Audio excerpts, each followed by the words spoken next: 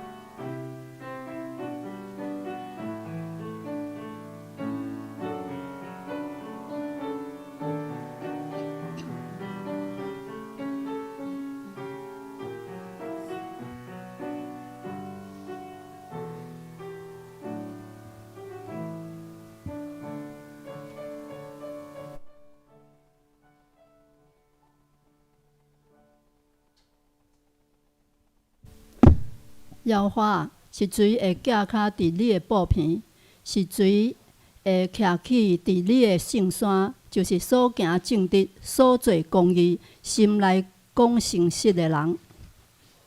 这是欧罗，咱请敬拜团带咱。在腓立比书第4章13节说到：“我靠着那加给我力量的，凡事都能做。”我们不要惧怕，拥有耶稣所赐的力量，我们足以胜过超出我们自己能力的挑战。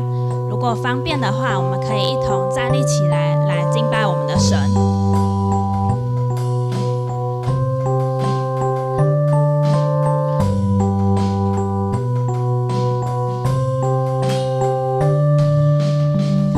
心事未曾看见，依然仰望视角，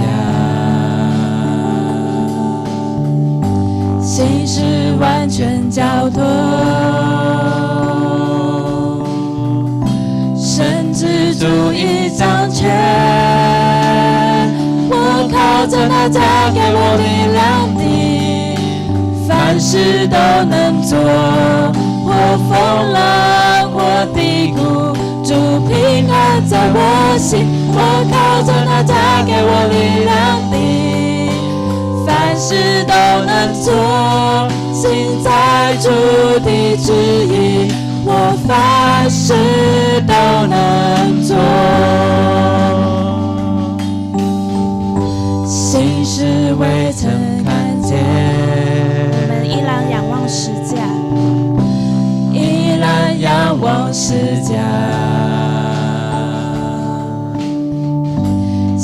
心是完全交托，神之主已掌权，我靠着那加给我力量的，凡事都能做，破风浪破低谷，主平安在我心，我靠着那加给我力量的，凡事都能做，行在主的旨意，我凡事都能做。我靠着那加给我力量的，我靠着那加给我力量的，凡事都能做，凡事都能做，破风浪破低谷，主平安在我心，我靠着那加给我力量的，凡事都能做，行在主的旨意，我凡事都能做。我们再一次的宣告，我靠着那加给我力量的，凡事都能做，破风浪破低谷，主平安在我心，我靠着那加给我力量的，凡事都能做，行在主的旨意，我凡事都能做。行在主的旨意，行在主的旨意，我凡事都能做。我们每一天渴望与神有更亲近的关系，我们来亲近他，来爱慕他，让我们的心单单的渴慕我们的神。让我们一起用这首诗歌来敬拜我们的神，来跟他说：主啊，我愿多一点的来渴慕你，求你来亲近我。耶稣，我要爱慕你，我要爱慕你，进到我的生命，你是我唯一所求，让我心单单渴慕你。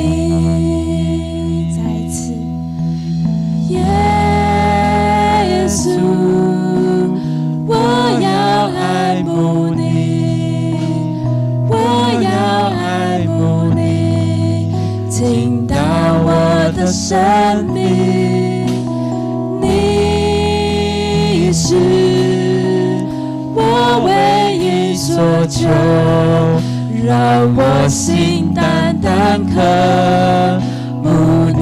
我心满意，我心满意，我心满意，对你的爱和思念无止境，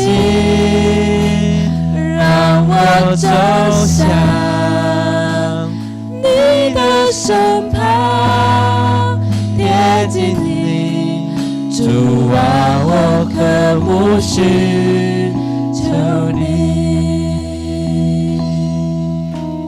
耶稣，我要爱慕你，我要爱慕你，进到我的生命，你是我唯一所求，让我心单单渴慕你。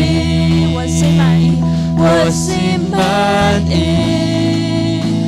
我心满意，对你的爱和思念无止境，让我走向你的身旁，贴近你，主啊，我渴慕寻求你。我心满意，我心满意，我心满意，对你的爱和思念无止境，让我走向你的身旁，贴近你。主啊，我渴慕寻求你，我心满意，我心满意，对你的爱和思念无止境，让我走向你的身旁，贴近你。主啊，我渴慕寻求你，让我走向，让我走向你的身旁，贴近你。主啊，我渴慕寻求你。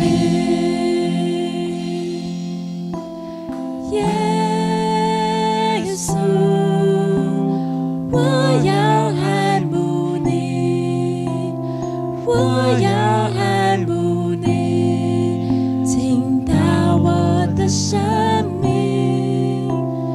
你是我唯一所求，让我心单单渴慕你，让我心单单渴慕你，让我心单单渴慕你，让我心单单渴慕你。让我们持续站立。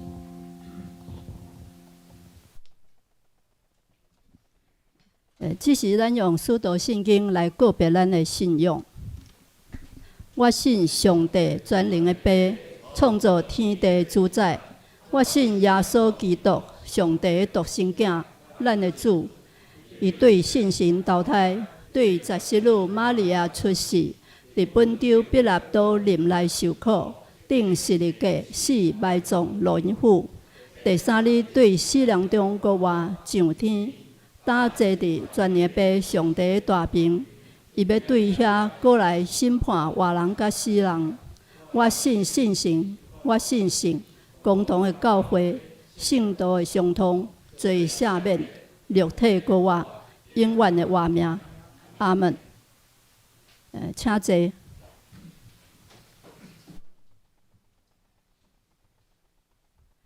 这是咱额头来祈祷。全能爸上帝，你是历史的主宰，也是阮及时的帮站。求你，互阮有能力带领人来认捌你的大权能甲作为，明白你的性格、公义、信实，互阮彼此相疼，互相关心。因为疼是对你遐来。感谢主，互阮通过耶稣基督成做你的囝儿，有属天的福分、天顶的基业。求你加添阮的气力。会当将这个福分甲别人分享，当得福音的好处。阮特别为着俄乌战争、以巴战争，恳求你会当止煞这的战争，使会平安，互受伤的心灵得到医治，大地恢复元气。阮感谢你，因为耶稣基督的保护，互阮因信称义，会当伫生活中活出基督徒的生命款式，见证你的疼，荣耀你的名。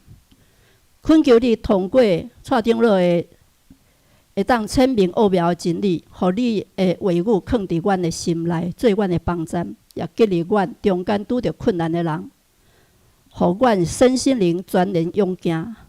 安尼祈祷，靠耶稣基督的名。这是俄罗，咱请圣歌队为咱俄罗充满我的生命。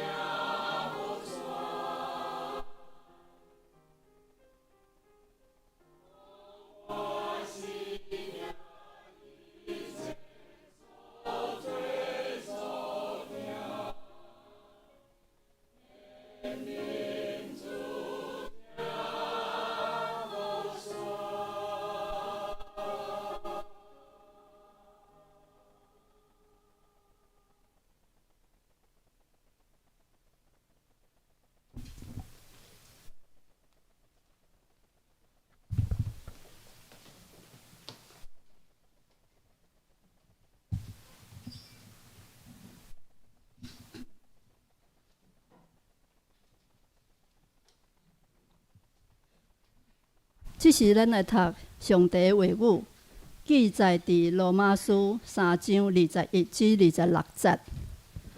打伫律法以外有上帝的义已经显明，律法甲先知甲伊做干净，就是上帝的义。对信耶稣基督到伫拢总信的人，因为拢无正差，因为正人已经犯罪，上帝因光得到无着。但为着伊的恩典白白得到，得称做义。对伫基督耶稣的赎回，就是上帝所显然设立做挽回的罪。对信在伫伊的火，要显明伊家己的义，因为上帝有宽容，无归咎前代的罪。伫现今的时代，爱显明伊的义，互伊本身做义，搁称迄个信耶稣的人做义。以上，今日咱请蔡长老为咱正道，伊要讲的讲题是因信称义。你们姐平安，各位弟兄姐妹平安。先跟隔壁用你的心哈，我发现我们好像在应付一件事情哈，用你的心真的祝福他，让上帝的爱在他的身上。各位弟兄姐妹平安。我们好久不见了哈，一日不见如隔三秋，3、7、21，我们有21秋不见了哈。那个婆婆，你衣服可以脱下来，因为我知道你穿短袖。但是相对的，今天我每次看到你们，我都觉得很高兴。今天是我们最后一次在信仰的讲道，因为再来是感恩节，再来就是圣诞节庆。因信称义。我在讲这个题目的时候，我有跟基安长老讲，我跟弟兄讲，因信称义，大家都懂吗？在神学院练1年都练不完。因信称义很简单，也很困难，看我们的心。在讲这个题目之前也蛮巧妙的。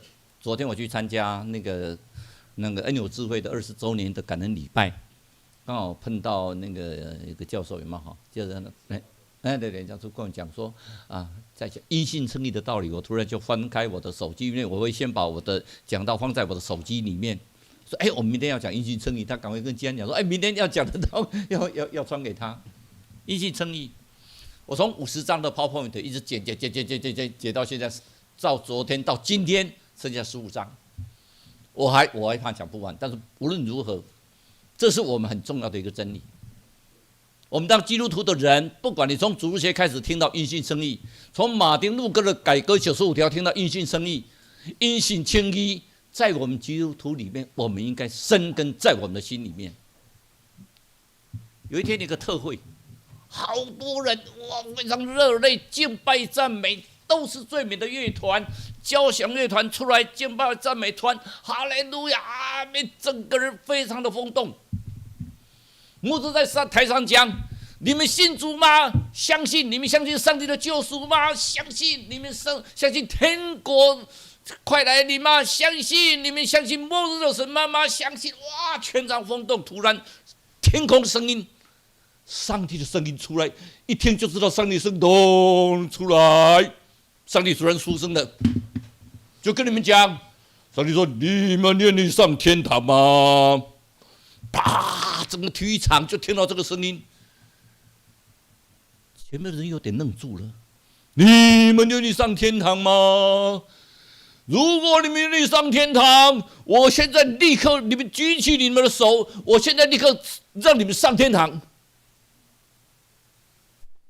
大家觉得一个最虔诚，一个大企业家的太太，一个非常富有的太太，她站在最前面，当时她手举得最高的哈利路亚赞美主的人，突然手慢慢的伸下来，那些举手的人一个一个伸下来，那个声音又出来了：你们愿意上天堂吗？那富有太太说：我的事业上帝能不能让我做个结束？我会将我的事业传给我的子女，之后就上天堂，没问题，我很乐意上天堂。但是给我一点时间好吗？让我去把一些事情处理完好吗？上帝，我愿意上天堂，可是让我处理一件事情好吗？每个人都生下来，连那个大企业家的太太都这样讲了，他们全部的手都生下来。我再问你们一个问题：基督徒怕死吗？许金兄现在看到这里的那个是你女儿是不是？你的女儿女婿？许金兄，临走之前，我问他你怕死吗？他笑一笑。如果上帝现在找我去，因为对他讲他很痛苦，他很高兴。他不怕死，我相信他真的不怕死。只有许金兄，我相信他当时真的不怕死。可是我们在座你们，我们每个人，我自己讲说，当时医生跟我讲说，你可能只剩下5年，我就活了5年的，不止5年。你怕死吗？你这不怕嘛？死了就上天堂嘛？你怕死吗？你怕死吗？我告诉你，我怕。上帝说：“现在你立刻在上天堂。”我会跟上帝讲说：“就多妈得稍微等一下好吗？我回去把上面事情处理一下。”我们有时候在里面就讲说我们不怕死，我真的讲我怕死，因为死可以上天堂。但是真的到那个时刻，你怕死吗？如果你不怕死，你就不必去看医生了吧？你不怕死？基督徒怕不怕死？怕，而且怕的要死哦。这个没什么好丢脸的，因为上帝本来希望我们是活在世界上是活得非常的好，因为我们是上帝用尘土所造的，他在我的鼻孔吹一口气，让我成为有灵的活人，让我成为有生命的人。上帝创造人类不是要给人类死亡亚当夏娃犯罪之后，上帝才讲一句话：以后你们会死，因为罪的工价就是死。所以不要觉得你讲说我不怕死，也对也不对。也就是如果死来临的时候，对你来讲，我就可以上天堂，我真的不怕。可是在这之前，你要珍惜你的生命啊！上帝不是说，上帝说我不怕死，那好了，任何的疾病来我都不医，就赶快死掉。上帝讲说，我创造你的生命，你要珍惜耶，你要珍惜呢。你比如说现在我就怕上帝我怕死，赶快把我掉，让我上天堂。好了，你不怕死，让我自杀好了，连天堂都不必上。怕也不怕，怕就是基督徒，我们上帝所创造的每个人都是有生命的活人，是有一个娃娃上帝开给咱分出来的。而且值得珍惜的人，每个人都值得珍惜。你要珍惜你的生命，你的生命很宝贵，因为上帝要利用你去做见证，上帝要利用你在这个世界上传福音，上帝要利用你来侍奉他，上帝要利用你来让人知道信主的福气、信主的福分、信主的恩典。所以，你怕不怕死？答不出来了吧？我怕，我也不怕。我不怕，可是我也怕。上帝他不怕，可是现在突然我生病，我还是会去看医生。为什么？你要珍惜呀！上帝创造人是希望你珍惜你的生命，可是如果到死的那一刻，你真的不要怕。我就为什么特别想起金兄，因为你会看到他过去那一刻，他反而不怕。为什么？他当然有留念，他为什么没有留念？他还有一些事业没有完成，他有太太，他有爱他的3个女儿。可是他也知道说他生命到了，而且他已经得救，他已经决志信主了，所以他不怕，他反而是笑容呢。他还会跟你背诗篇23篇，虽然他的声音比我还小，而相对的，就是我们基督徒每一个人信主的人要信入你的心呢。我们说怕，是因为我们希望珍惜我们的生命。如果真的是外来的干扰、外来的疾病让你生命，你要好好把它治好。说不怕，现在我们郑昭老娘在这里，不好意思哦，他其实他身上已经充满了癌症，不好意思啊，我拍谁哈，我讲你的代志，但是快乐的呢，他很平安呢，他就讲一句话。上帝当时调我去，上帝什么时候呼召我？上帝什么时候？上帝当时调我去，我就去啊！剩的时间我就快乐的，跟上帝三个做伙。这个才是正确的态度。我们基督徒是上帝没有呼召我们之前，我们很快乐，我们珍惜我们的生命。可是上帝如果真的呼召我们，我们也很快乐啊。因为怕跟不怕都对，所以要记住，我们每一个人是上帝所创造的，都是最美好的。上帝创造我们，不论你的财富，不论你的社会，不论你的声望，不论你的地位，不论你的恩典，不论你的才能，都是上帝所创造最美好的。各位不要忘记，上帝所创造美好的。那么我们就讲说，那上帝在律法的时代，今天我们所念的圣经罗马书3章21节告诉我们，但如今，今嘛，但如今这个话，我觉得为什么特别讲这句话出来？圣经每一句话都非常的美。你不要以为你从主日学里面就读圣经，然后这个圣经每次讲到就讲圣经，烦死了！我一听了64年、70-80年，烦死了，就是听这一本圣经，才66卷而已。我告诉你，你一辈子再10辈子你都听不完，就简单。圣经里面你1辈子、你10辈子、你100倍，你都念不完这本圣经，因为神的每一句话，只要每一句话都会深刻刻印在你的心里，都是你的亮光。上帝的意在律法以外已经显明出来了，所以为什么要律法？律法要人知罪嘛。可是上帝的爱是什么？超过律法。那么有律法，基督耶稣的信加给一切相信的人，你说没有啊？应该加给我们才对啊！我们有来做礼拜嘞。那些没有来做礼拜的，上帝为什么给他们脸？不对嘛，不公平嘛，对不对？不公平嘛！上帝的爱应该给我们才对啊！我们都有来做礼拜，我们每个礼拜牺牲。我每次听到这句话，我都觉得有点好笑的感觉哈。我们牺牲礼拜天的时间来做礼拜呢，上帝，你看我多爱你！你牺牲吗？我觉得来做礼拜是享受你说你当然是享受，你站在上面讲台你是享受啊，可是我们是牺牲啊，我们坐在下面听的人很牺牲的，我们牺牲1个小时、2个小时，我们来做礼拜，是享受。上帝是给你享受，是加给一些相信的人。相信的人，我们坐在这里面的人，我很敢讲，不见得每个都相信哦。你说我当然相信上帝哦，为什么不相信上帝？不见得哦。什么是相信？我们等慢慢来。一个因信称义，跟长老说：“你真的讲得我好吗？”我说：“我不知道，我希望半个小时之内能够最起码浅显的让他知道什么叫做因信称义。”在律法时代里面，摩西不止10诫以外，定了456条，定了很多的律法，甚至最后的拉比的法典是用5个牛车才载得走。不要小看以色列人呢，光旧约，他们从7岁开始念旧约，到12岁要经过考试。犹太人呢不得了，我们现在总统大选的时候，为了台湾到底要不要打仗，我们很紧张。犹太人是一天到以巴战争的时候，人家是什么？坐飞机就赶快飞回去的。我们是可能台湾一天到打仗，坐飞机就赶快飞走的，不一样。但相对的，上帝的灵在他们身上，他们从小念旧约，有没有得到祝福？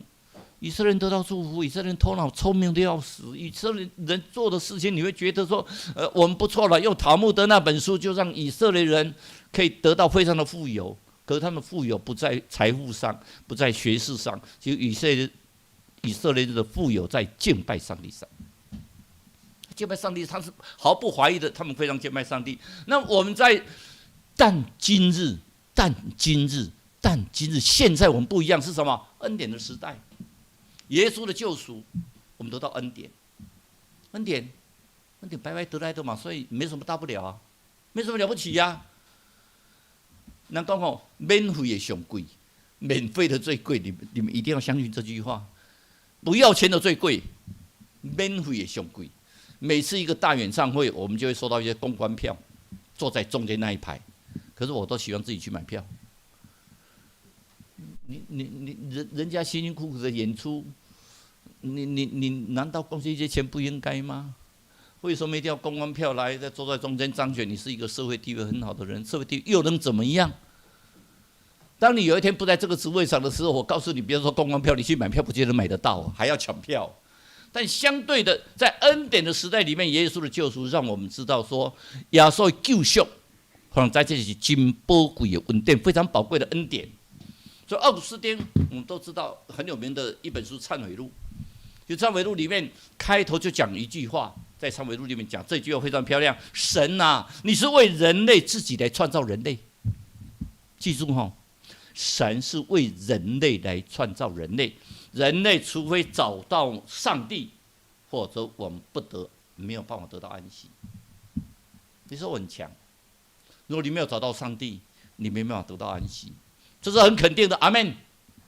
没有找到上帝，绝对没有安息。你说啊，我所有的事业都已经给我的子女的啊，我身体一身轻松了啊，我可以走了，没问题。你希望乖，你要去哪里？你走去哪里？天堂或地狱？你要去哪里？西方啊，极乐世界？你要去哪里？你有挂碍，除非在上帝里面找到上帝，心里有上帝，才可以得到真正的安息。这忏悔就是奥古斯丁翻汤的到青年的时，到中年的时候，突然醒悟过来。那时候最有名的一个宗教家，他写的第一本书《忏悔录》里面就写，除非找到上帝，心里没有安息。什么叫因信称义？很简单嘛，哈，因为相信你就可以得到义嘛，很简单的一个道理。圣诞书解说，上帝设立耶稣做挽回祭。以前的旧约的祭典有5种祭典，就叫做赎罪、燔祭，所有的东西都要把它烧光了。耶稣就是燔祭，一个挽回祭。那5祭里面没有挽回祭啊，其实那个燔祭里面就是一个挽回祭，挽回我们的罪。你也可以说罪祭，也可以做罪因祭，但是这个挽回祭里面，耶稣为我们说，为我们罪挽回啊！因为亚当夏娃所犯下的罪，让人类会死，所以刚才会讲为什么死？死是因为亚当夏娃所犯的罪，让人类会面临死亡。本来我们如果吃那个生命树的话，我们不会死但是因为亚当夏娃，我们先祖的所犯的罪，让我们的老我那么多有一个罪根，人人都有罪。罪的工价就是什么？死啊！所以我们会死，但是我们相对的，耶稣让我们称义。这个称义不是耶稣称我们为义人，耶稣是因为透过主耶稣的救赎，让我们上帝，你用假设也好啦，认定也好啦，认定你是个义人，而不是你真正就是个义人。我信耶稣，我就是个义人，你那么好吗？我先讲。我不是义人哈，我可以勉强生我信上帝是个义人。你不要说这蔡长老们那应该是个义人，我在上帝面前不敢讲我是个义人，因为我确信有上帝，我确信耶稣基督的救赎，所以上帝称我为义人呢，是称我为义人，而不是上帝认定我是义人。各位，希望我们要清楚这件事情：上帝不是认定我们都是义人，而是称我们为义人。那个义人要得到上帝的义人，当然上帝有他的 right 的一个标准，等一下我会慢慢的讲。所以上帝用忍耐的心宽容人，所以上帝不是讲说为什么末日还没有来临呢？在千年如一日嘛。其实上帝的时间对我们来讲，世间的时间很长，可是上帝时间很短啊。他需要每个人都得救，他需要福音传遍全世界。有没有传遍全世界？慢慢到了哦。国攻打国，民攻打民，遍地有饥荒、地震，有没有？你们发现极端的气候很奇怪。现在突然有我觉得台湾还算好了哈，台湾还算好。现在各国都有那种极端气候，突然纽约。这么好的一个地方啊，纽约本来他们说是人间天堂啊，从落基山脉啊，这雪水到春天就会下来，哇，纽约是一片的繁荣，突然纽约暴风雨啊！你说任何一个地方都会发现那个极端的气候啊。国攻打国不用讲了，俄乌战争已经1年多了，本来4天可以结束了1年多，可是4天如果结束，上帝就没有公义。突然那个以巴战争让我们无所适从，我们到底要支持以色列还是巴勒斯坦？所以我都没办法提这个政治问题。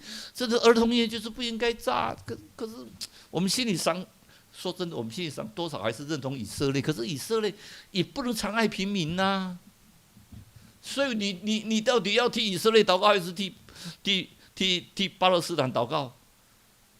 其实我们应该替这些无辜的百姓祷告。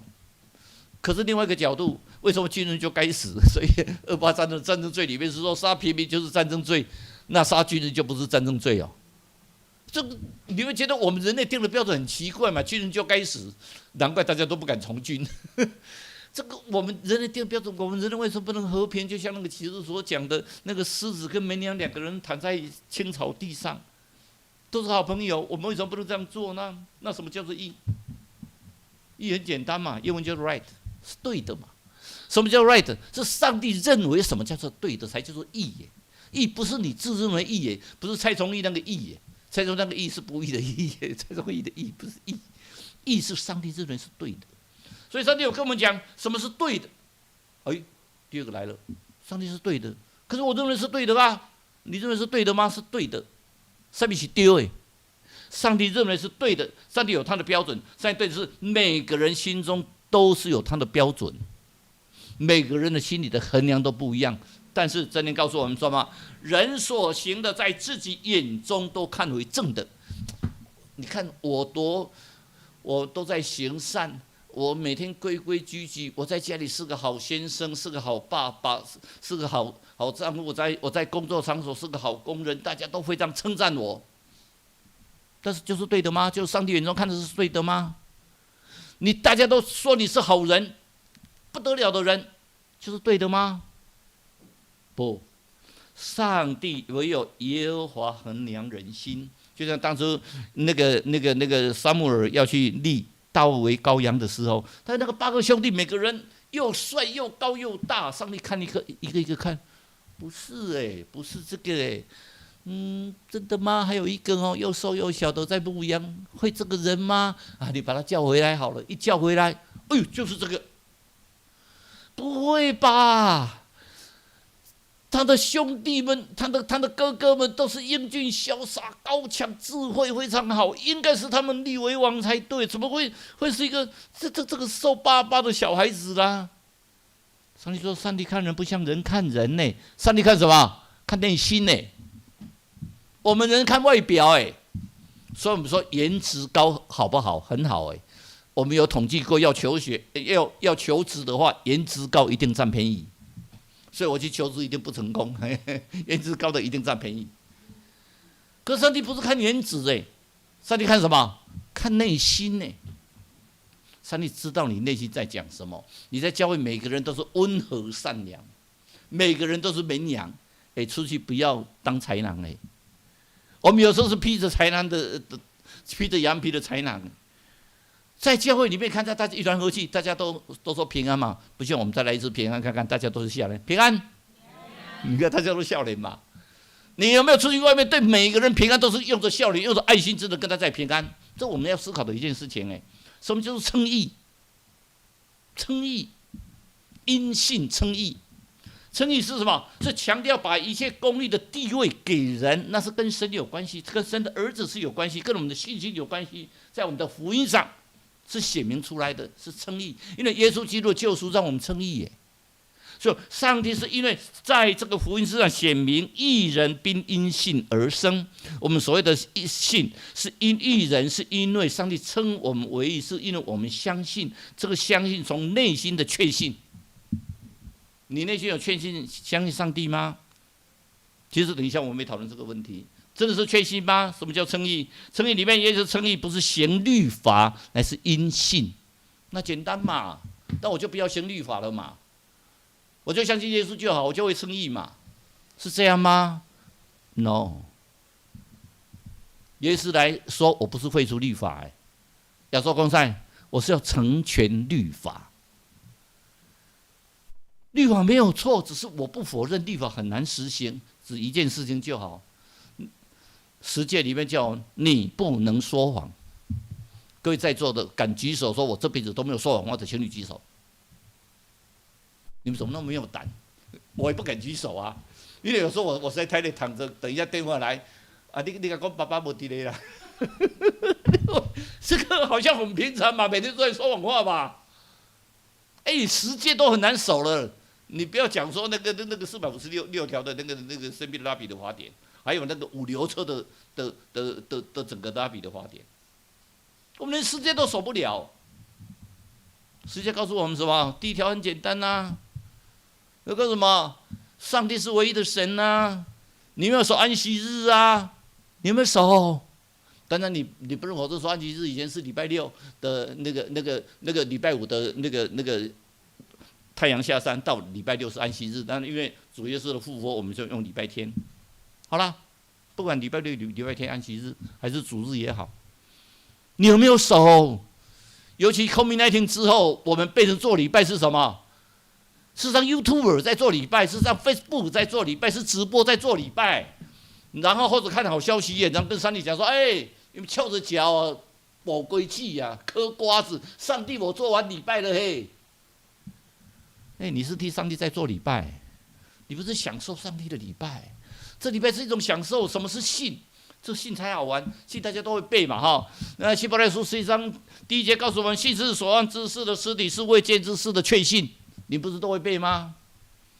今天第一首歌告诉我们，信是什么？有没有？人均上帝主日学了，玉芳对不对？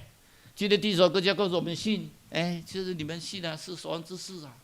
信是所望之事的实底，是未见之事的确信啊。你们都知道是信啊。那什么叫实底？实之化嘛。信，也就是说，我们的信是没有看见的事情，我们相信它是真的。你有没有看过耶稣的人，请你举手；看见上帝的人，请你举手。回头你去法国有没有看到上帝？你信仰不好，我没有呢，我也没有看过上帝，我也没看过耶稣。虽然我有体会他，从我的父亲的身上，从我的父母身上，我有体会他，可是我真的没有看到耶稣。我们经常听牧者在讲说，耶稣怎么样了？搞讲耶稣昨天跟我这么讲，我爸爸经常问我说，我的信仰真的很不好，为什么耶稣都没有跟他讲话？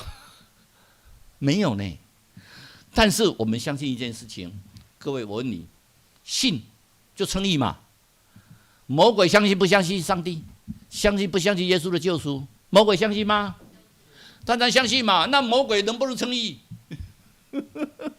魔鬼相信耶稣的救赎，魔鬼相信上帝呀，魔鬼相信耶稣的救赎啊。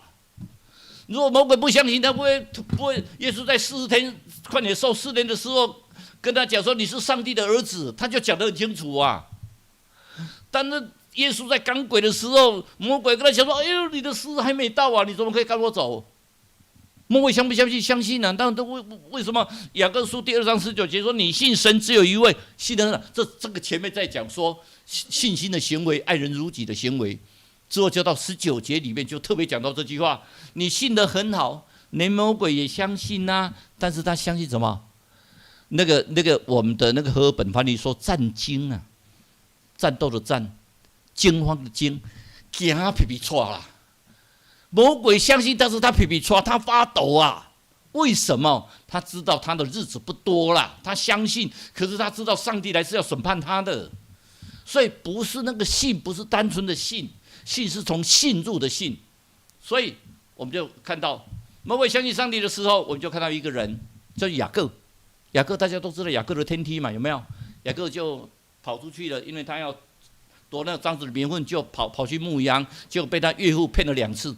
奇怪，古代也很好玩哦，骗了还可以娶2个太太哦，骗了2次，娶2个太太。有一天他到外面，突然看到天梯，天使这样上上下下，上上下下，突然有声音，上帝的声音跟他讲，他说：“你不要害怕。”上帝声音在梯子上跟他讲：“我是耶和华，亚伯拉罕、以撒、雅各。”我们经常在看圣经都讲这句话，对不对？我是亚伯拉罕、以撒、雅各的上帝嘛。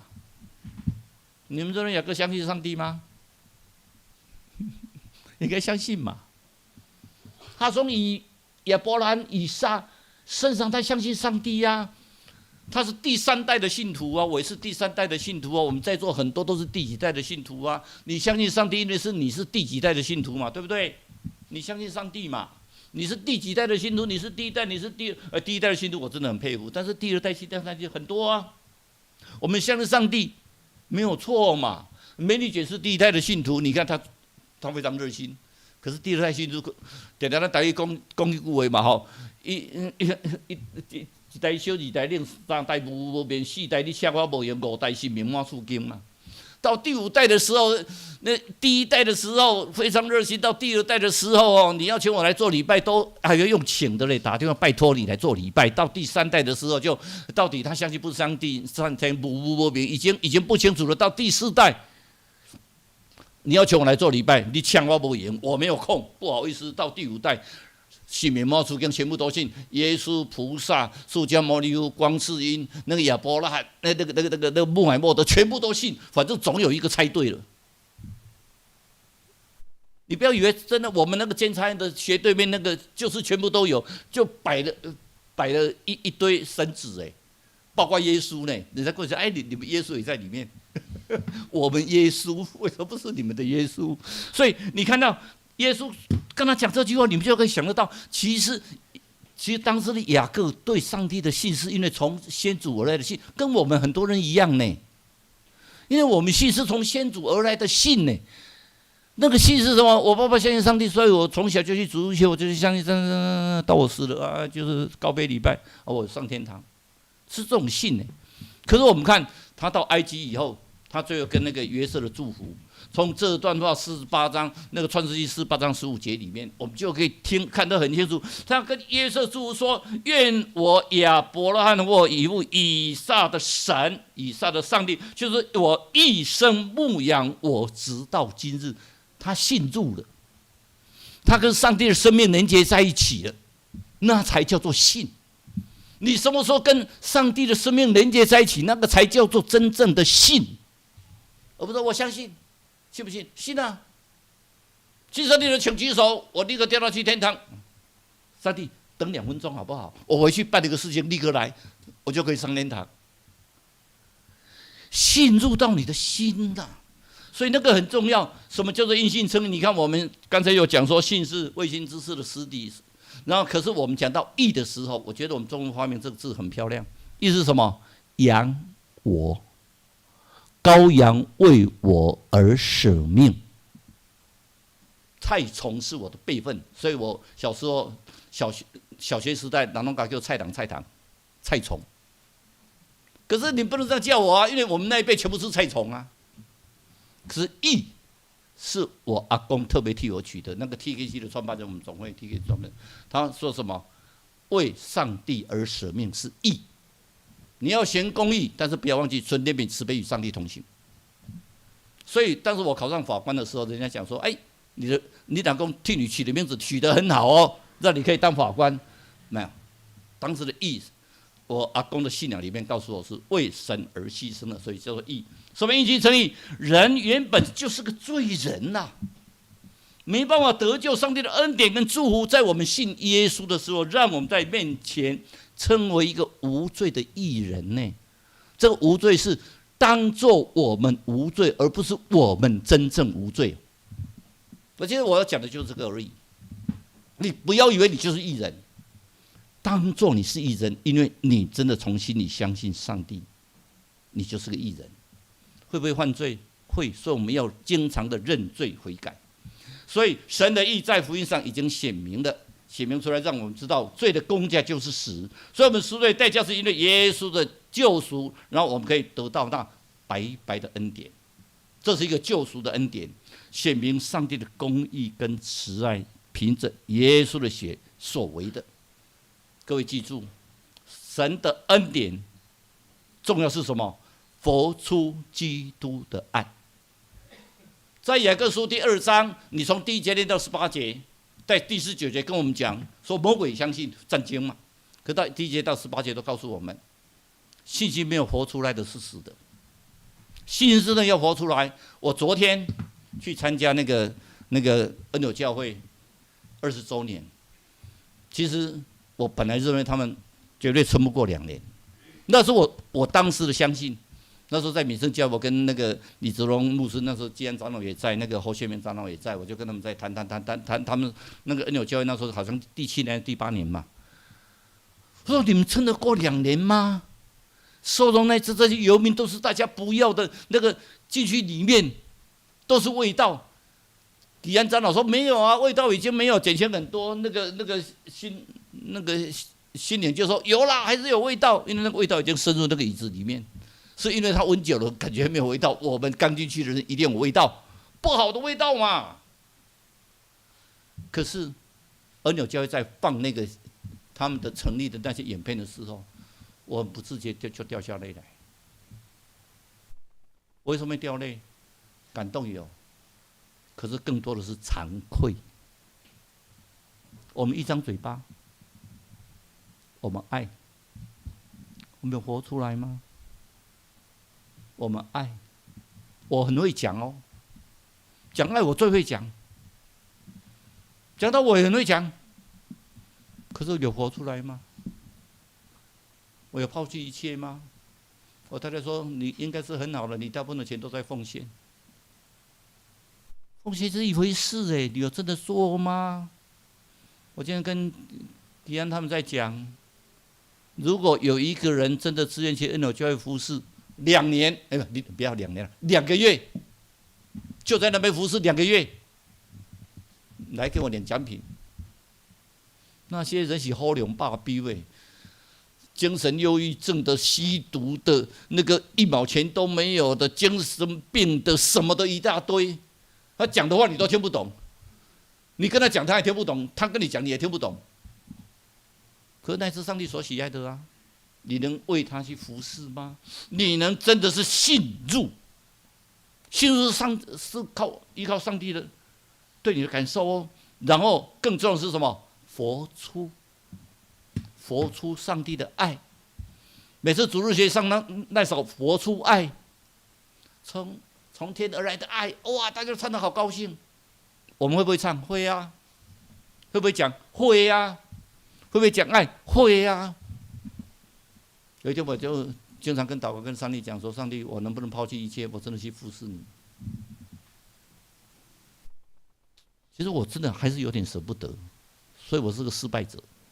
我这个 loser， 我真的不够资格讲这些话，因为那种真的是付出实践出来到那个人群最底层的。我听到那个李正荣直木，他本来他的家庭也很富有，他也很富有，他甚至帮慈济盖他的慈济医院，很有名的建筑师，他的太太也是很有名的博士。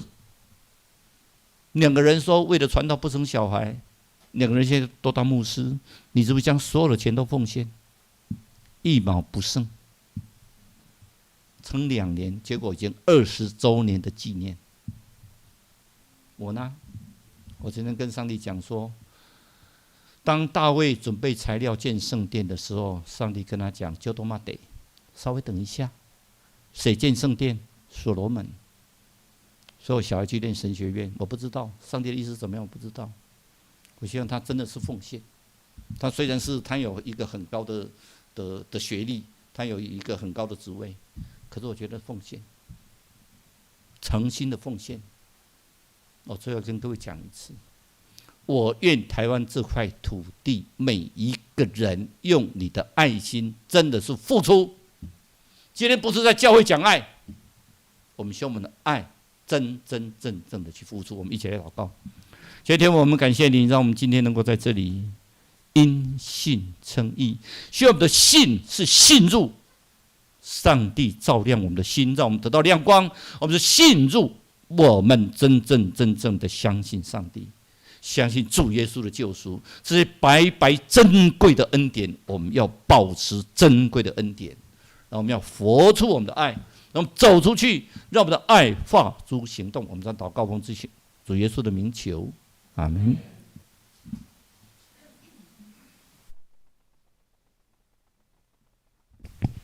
过来，请起立，咱来学乐。吟圣诗519首。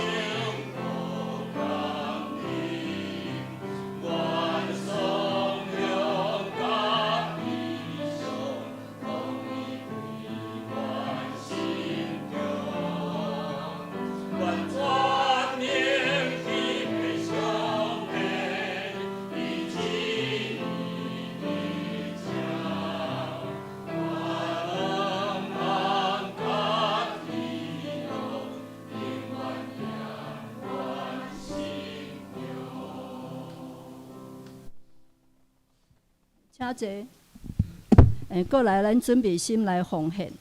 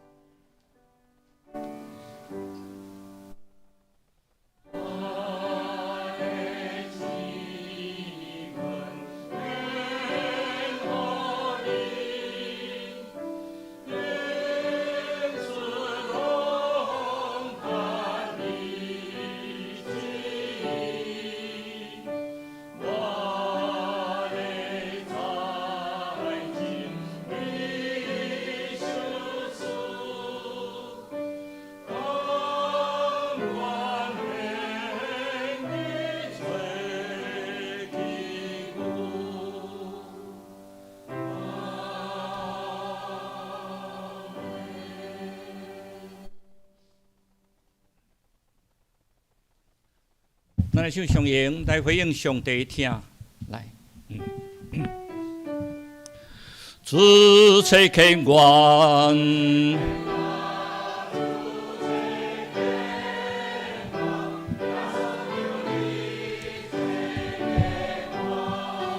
我要出去，主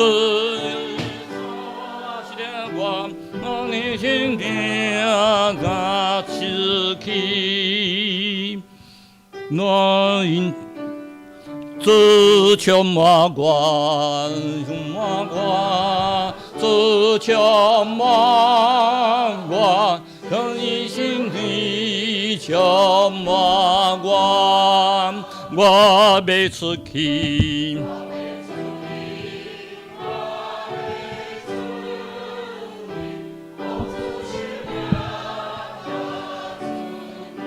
好啦，咱这是上帝祝福，愿士兵的上帝福音甲你真正信，佮愿你的灵魂体，伫咱最后所基督过来的时阵，得到无通嫌，得到保全。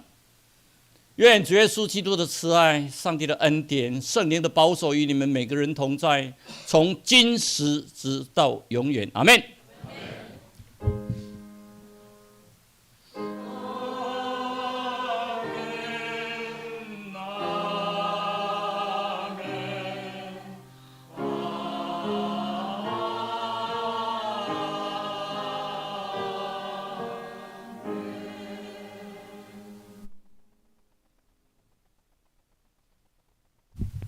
好，请坐。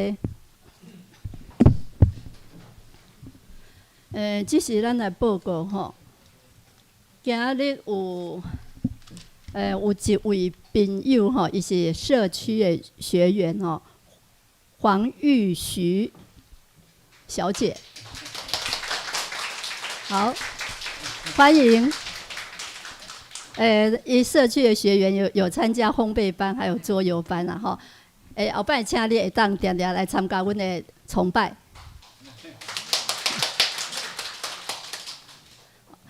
要跟我保鲜执事他的子女哈，然后来到台湾哦，那有江雨丽、许文杰、江雨倩，还有温婶，来欢迎。咱嘛看到祖祖回来吼，啊，考中乐的儿子也都回来，哦，很高兴哦，看到你们。有没有介绍到的？好，过来咱来看周报内面吼，哦，好多事项哦。第二点这个小会决定12月10号召开临时和会，改选教人的中职暂时候选人看会员名单伫后壁。这看到。我感觉足紧张的啦因为我的名单敬陪末座我希望你们选择不要看到他第3点，11月25号9点30分，伫4楼召开长职以及同工的研讨会请相关的人员都能够准时出席。好，那我们跳第5点。明年度新任的夫妇及妇女团契会长谢明珍，姊妹阿萨玛团契会长袁玉文，学青的会长陈冠伦同学，主日学校长叶欣颖姊妹，圣歌队队长欧南婷长老。然后第6点，这个就是下礼拜那个。妇女团契的活动做崇饼好像要报名了请那个今天报名。第7点那个要填写圣经充满我的这个填充卷的，请向民丽姐或者是相关长职登记。第8点，YMCA 的那个声乐合唱团，他在12月1号的晚上7点半在怀恩堂有演唱会那免费入场，欢迎参观聆听。然后会计这个自己看。然后我们那个肢体交通部分第1点，那个我们本会的那个过去那个林昭仁牧师他在本会牧会14年了那是个很值得尊敬的牧师。他就是在11月4号蒙主恩召。那上礼拜天呢，安葬在平安园愿主安慰遗族。那林牧师其实他86岁他就是因为就是不小心跌倒髋关节手术就变成引发这样子就过往所以呼吁啦，我们教会的一些长者，你们可以多参加我们教会的那个关怀据点、关怀站就是你走出来，然后让你的身心灵都得到强健。那第2点就是，郭月娥姐妹她目前也是在林口长庚医院，都一直在昏迷当中，然后我们也为照顾她的家属代祷。那另外我们许丰义执事全家，还有许芳草久碧珠全家我们也为这2个家庭代祷。那最后我们那个因为今天还是有小组那我们请那个叶基安长老帮我们分享概要，讲解以赛亚的概要。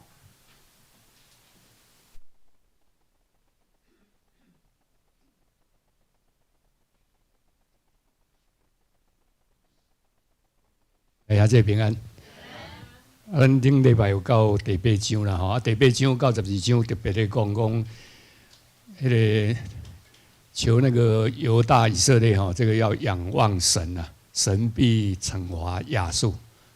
所以特别讲到讲第10章12节讲在西安耶路撒冷成就他一切工作的时候，主说：“我必罚亚述王自大的心和他高傲眼目的荣耀。”这是特别在讲迄个亚述，因为亚述帝国将以色列给灭掉。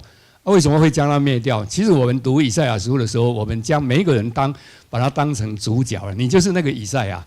你要写出这些吗？神跟你讲这些的时候，你要讲出来吗？你讲出来可能有生命的危险。他特别讲到说，以色列这个国家它是什么？它是都求问交鬼的了，偏离律法，而且呢尽是黑暗，所以他们不求问神，所以神给他们受艰难、受饥饿，仰观上天，俯察下地，不料尽是艰难、黑暗跟幽暗的痛苦。所以以色列真的是被这个亚述帝国把它灭亡以后，但是亚述帝国是神的一个杖啊，要来管教、要来管教这个以色列，但是他用他的方法，他非常骄傲。特别怎么讲？他说那个叙利亚的神啊，亚尔拔的神，那一些神都在哪里？以色列的神在哪里？所以神说亚述他一定会遭到神的管教啊，所以特别神发怒的时候，亚述帝国就被巴比伦灭亡。后来巴比伦的时候，巴比伦变成非常一个强大的一个国家。巴比伦非常强大的时候也一样，我们上一次讲过，当西西家去要求巴比伦的时候，要来攻打亚述的时候，因为亚述帝国围困了耶路撒冷，围困了3年的时间嘛，所以他求巴比伦来的时候，巴比伦来了以后，但是巴比伦后来又把犹大这个帝国把它灭亡。巴比伦把它灭亡的时候，圣经这样写了圣经我们在读以赛亚书的时候，在读下去的时候，20几章他特别讲说，世界上最强大的帝国巴比伦要灭亡了。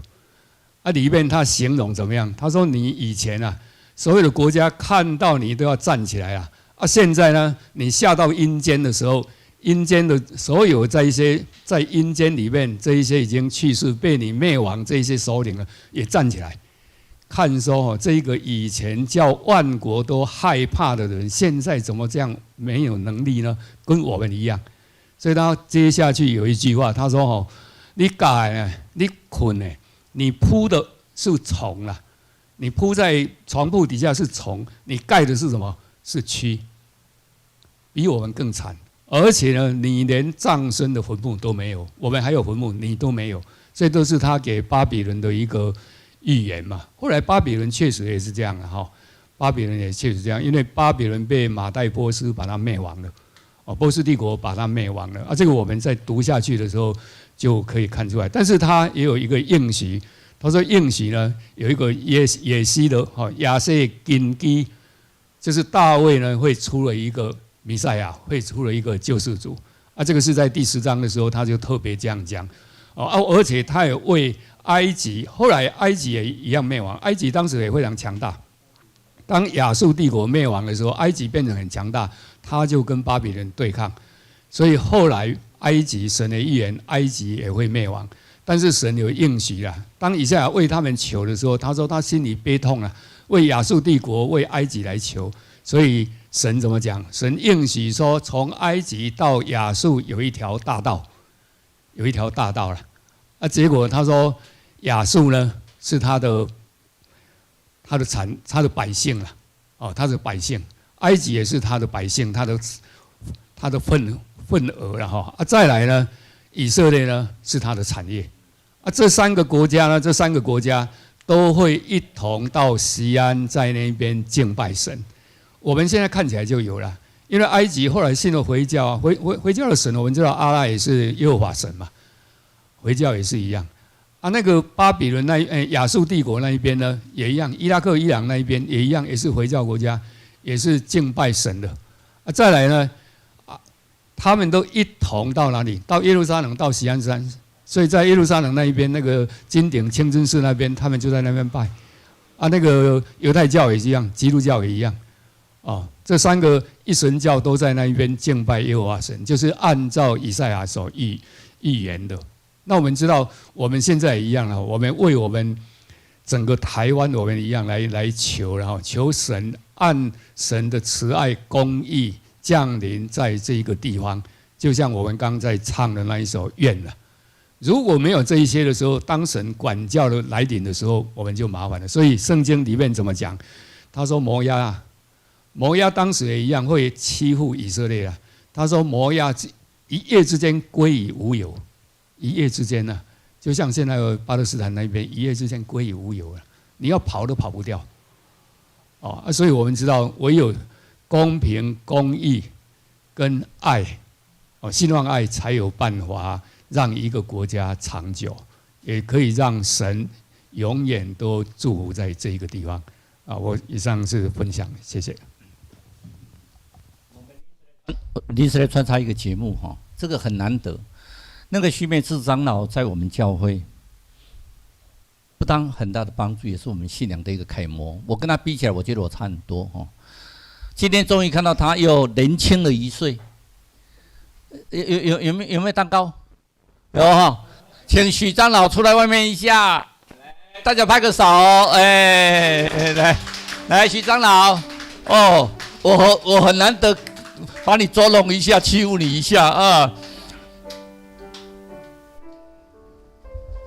我们全教会来祝福，等一下才家族才出来，好不好？来，总共来，祝你生日快乐，祝你生日快乐，愿主赐福给您。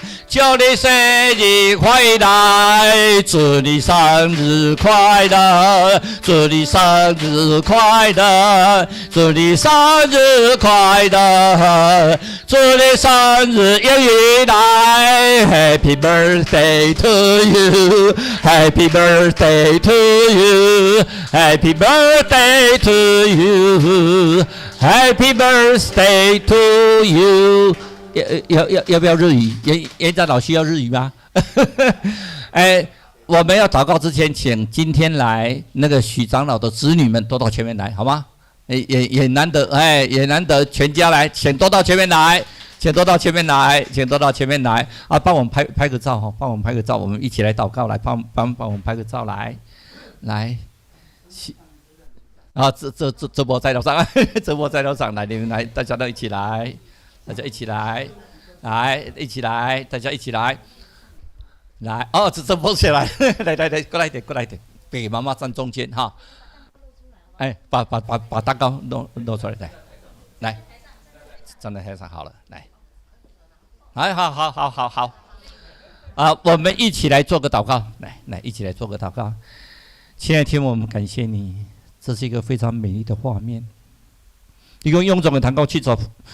人一生的年纪是70岁，但是臃肿祷告80岁，总是以经验过完就不会。我们一生的年日是70岁，但是健康永壮的可以到80岁。我们看到许长老不单超过80岁，而且越来越健康。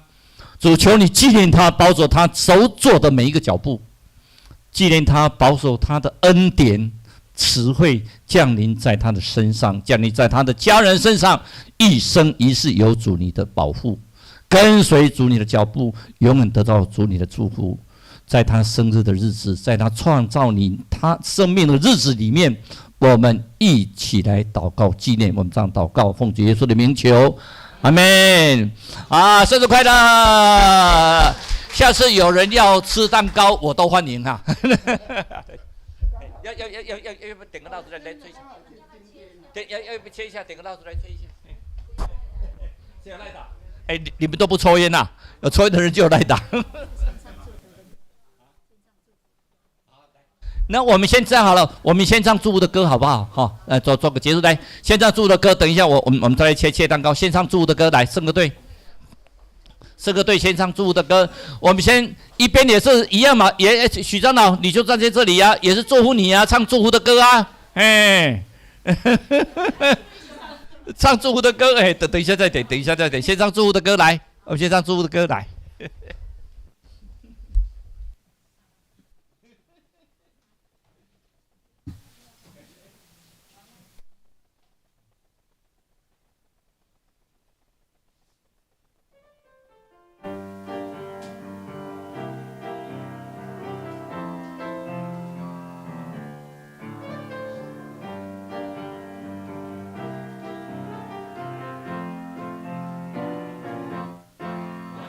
就好。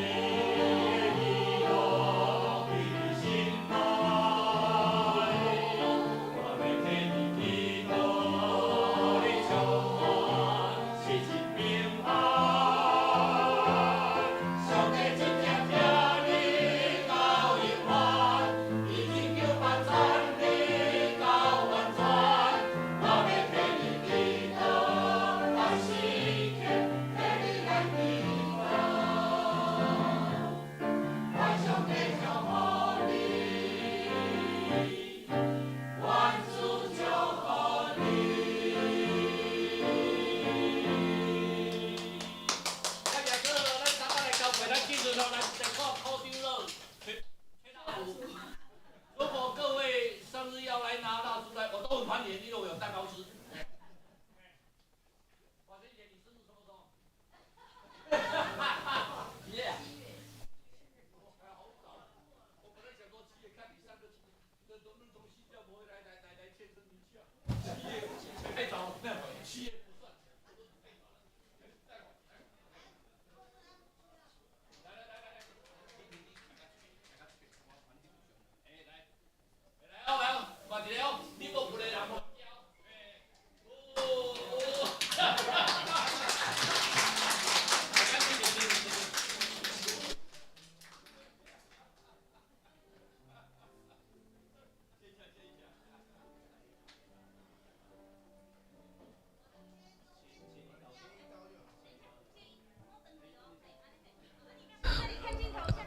我们一边来高仪哈，一边大家互相请安哈。那一边我们真的是为了许长老高兴，因为许长老对这个教会真的是付出很多，而且非常的好哈。我们下次等保鲜啦，等保鲜节啦，下次的生日等保鲜节啦。嘿，看你3个女儿会不会回来帮你？没法，谁是开玩笑了？那太远了。这个我不敢要求，太远了。不是、啊，你记得把蛋糕寄回来就好。我们你记得寄蛋糕给我们就好啊。很客气，你这记得寄蛋糕回来就好。7月。